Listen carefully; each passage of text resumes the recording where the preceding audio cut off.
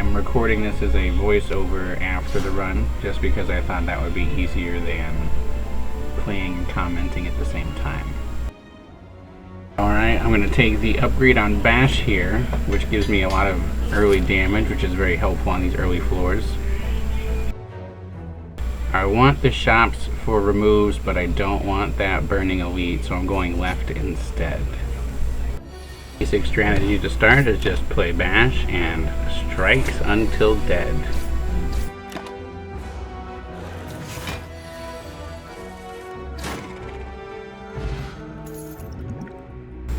Energy Potion and Spot Weakness are absolutely great here.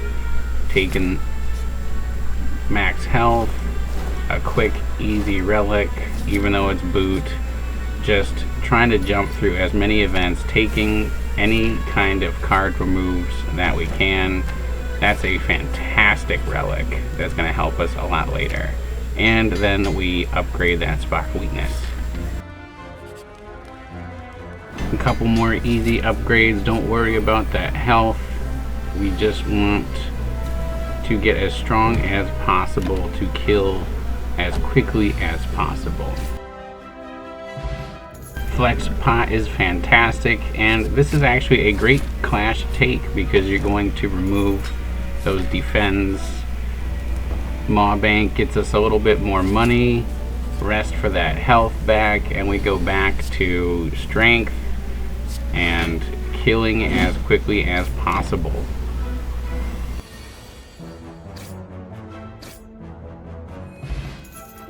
Blood Potion is great for health. Headbutt I probably should have taken. I think it would have been fine. Upgrade on Clash is just some more quick, easy damage early. You can already see how much damage this deck can do so quickly, even this early in the run. And you just gotta lead into that. Keep going with it. Whirlwind here is absolutely a fantastic take. Hesitated for just a minute, but decided that I want this elite for the relic. A couple relics we have so far didn't really add to our strength yet, so I'm hoping for a little something more before we hit the end of the act. Fell just short of a kill here, but I think this is a great potion use. Saves a lot of damage, ends the fight quickly, and it gives me a great relic, great card. Very good elite there for me.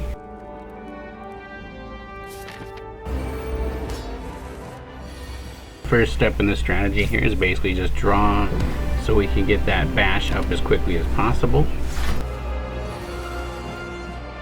Kind of a weird speedrunner block turn here, but it does happen, and you need to know when to stop taking damage, just to save yourself a little bit of trouble later. Get that strength up, little defend, and attack as much as I can.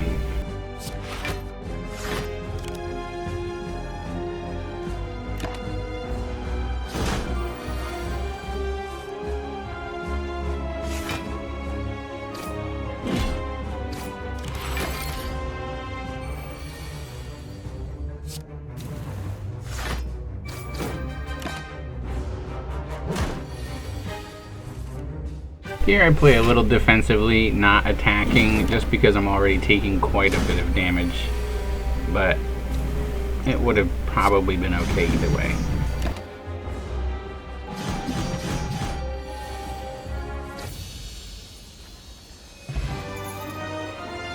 Offering is a great take here, gives us more energy, gets us started. I eventually went with Fusion Hammer. Once we get our deck going, we don't really need great attacks because that strength is going to be doing a lot of the hard work. We don't need to upgrade so much. Here again, I'm looking at those shops for removes. I'm also looking for the question marks to avoid as many combats as possible. Beautiful hand here, lots of energy, lots of attacks, and you can see why you don't really even need any defense at all once you get this deck going. Cards didn't give us anything we needed, so we're going to the shop. We see some strength. That's exactly what we want. Toy Ornithopter gives us health with our potions. Gophering or remove, get those defends out. And then I think we go Strawberry for a little bit more health. That's going to get us through when we're just avoiding blocking. We're looking for card removes, energy, strength, none of that there. No health there, so we just skip the event. And I skipped the shop there because I only had 60 gold, not enough to do anything, so I may as well hopefully get a good reward from this combat that shouldn't be too hard.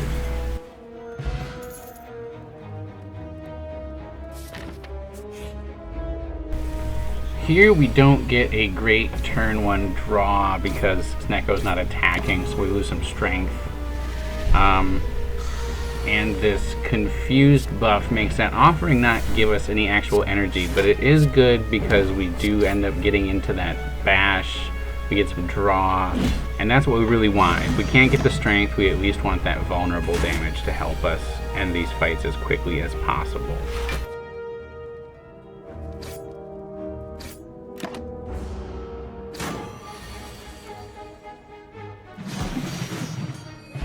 Liquid Memories is a very nice potion, and War Cry doesn't seem like it goes well with Clash, but it's actually great for moving cards around, getting some more draw, getting skills out of your hand for Clash. So don't sleep on War Cry on these speedruns.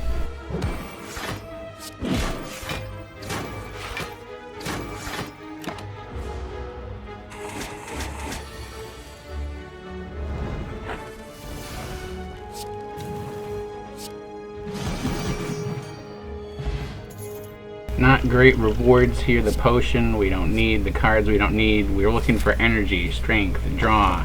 None of that there, so we don't need it. Just pass on by.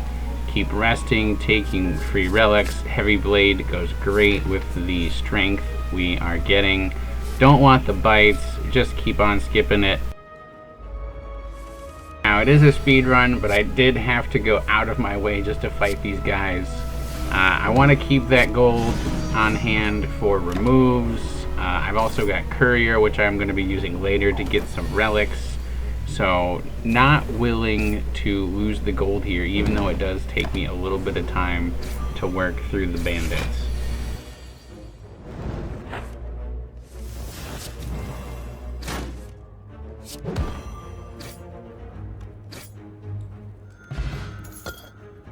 I like Dropkick here. It's a little bit more draw since we're going to be using that bash so much, and that'll just help us get to those cards we need so that we can play them even faster.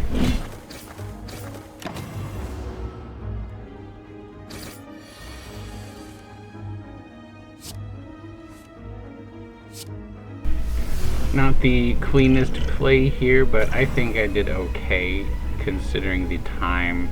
I'm really just trying to kill as quickly as possible, so if it's not the best play, but it still kills, that's good enough for me.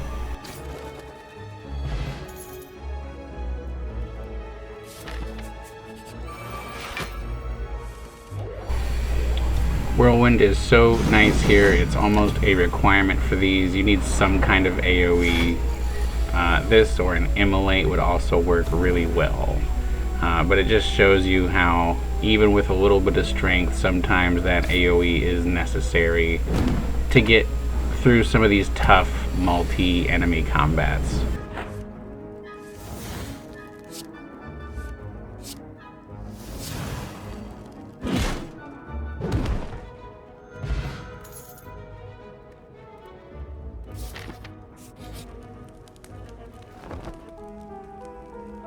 This second flex is actually fantastic. It's really going to speed things up. And I think you'll see shortly how much a second flex makes a difference in a deck like this.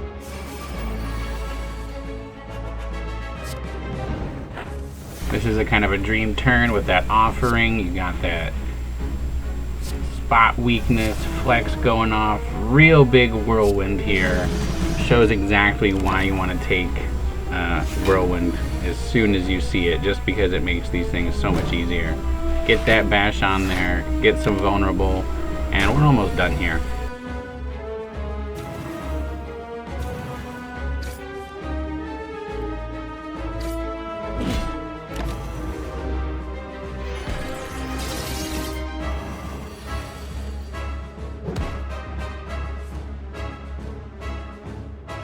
I'm freaking out a little bit here, trying to find the best play, wasting my time with a hand full of attacks. I really should have just played any two as quickly as possible. It would not have mattered because I've got the kill on the next turn anyway. Limit Break is the easy take because I already have AoE with Whirlwind.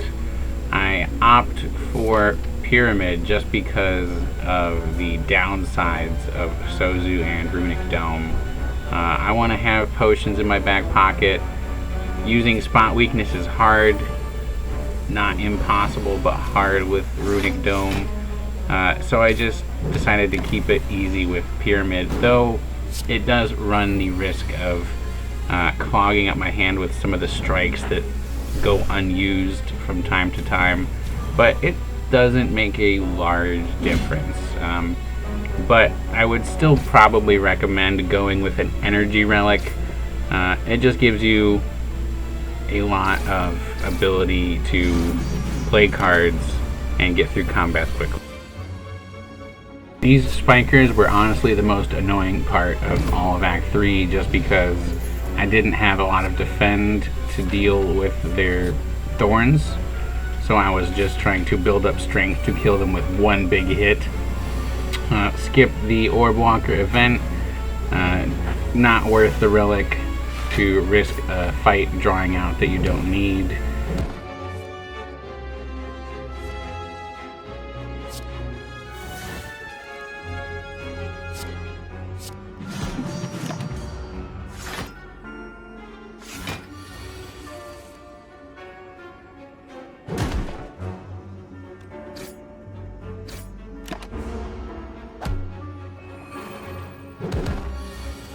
You can see here what I said about the hand clogging up with strikes, but thankfully we do have just enough energy and a lot of low cost attacks so that we're able to get into that whirlwind eventually and end that combat.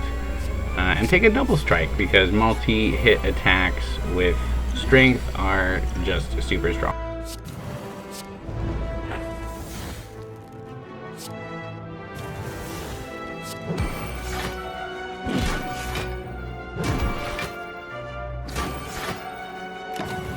This is kind of a nightmare battle. I basically just sent it. I was playing all my attacks as quickly as possible, not worrying about what attack pattern was coming, and basically just hoping that I would survive, using potions to get through it. But I didn't want to spend a lot of time stopping to think in this fight, so I was just going for it, and it worked out pretty well. Got through it. Got to the shop, got an Inflame, which really helps us out. The Fossilized Helix protects us as we remove that defend.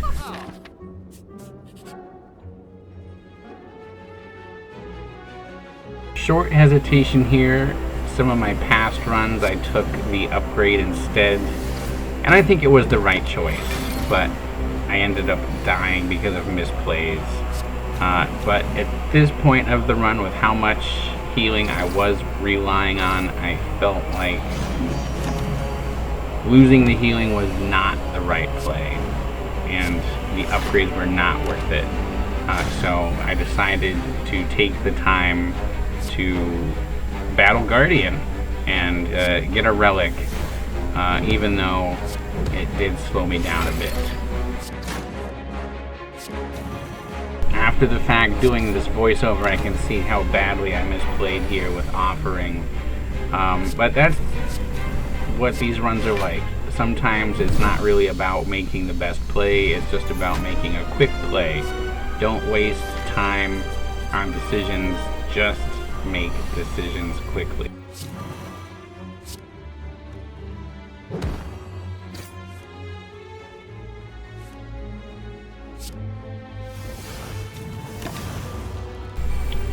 You can see here how dangerous even a regular hallway combat can be in these speedruns, especially with this kind of strategy with Ironclad going all out attacks. Those thorns on the spikers hurt bad, and we were just barely able to save it here.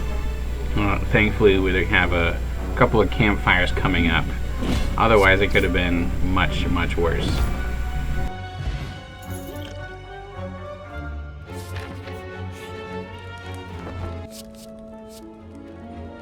We like the pummel here because multi-hit and strength is always good. Free upgrades on anything, always good, doesn't matter. Get those heals in, get back. More multi-hit, pretty good couple takes with those rests here. At this point, I didn't really want to think about madnesses in my deck too much, decided to take the hit on the health.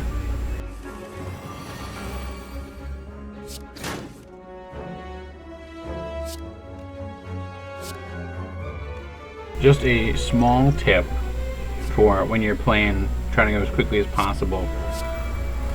A lot of times when I'm going for cards, I'm actually using my fingers on the number keys, or at least 1 to 4, to just play this as quickly as possible. Sometimes the cards at the end of the row, I might play manually with the mouse, but the first couple keys I think are very quick and easy to play cards and just keep your mouse right on target so you're not wasting a lot of time dragging your mouse back and forth, which can add up over the course of a run. Also, it goes without saying, but I think you should have noticed by now that after the first act, especially in Act 2 and 3, you really want to be skipping all elites. The fights are going to be too hard. You're going to do too much damage, so you just want to go for normal combats and the unknown hallway events, just to get as many floors completed as quickly as possible. Here we get a great turn, flex, spot, weakness, limit break, build a ton of strength really early, which is essentially the ideal case for this deck. You want to build up that strength as quickly as possible, get some energy, and then play something with a multi-hit like Whirlwind, Pummel, any kind of quick, low energy cost damage card with all the strike you're generating is going to be good. You don't need to have super great attack cards. You can do this with basic attack cards.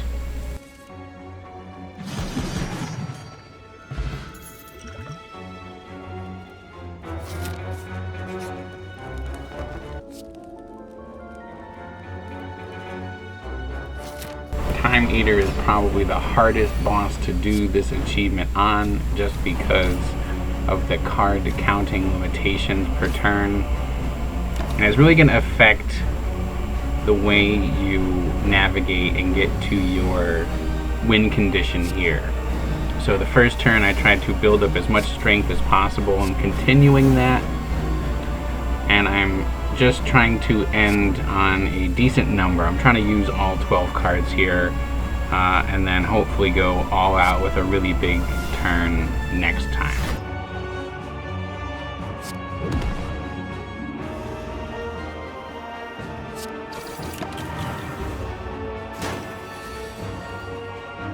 As you can see, you're going to have a lot of damage incoming, so you need to make sure you've got all of the scaling already set up very early into the fight. Otherwise, you're just not going to have the health to outlast Time Eater.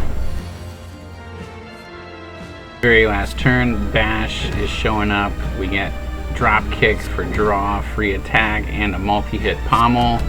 All extremely key elements to winning a speedrun right there at the end. You can see the time up there, 19:12. No world record by any means, but quick enough for the achievement. And it only took me 4 or 5 tries. So if you just go at it with a game plan and stick to it, you can get this easily.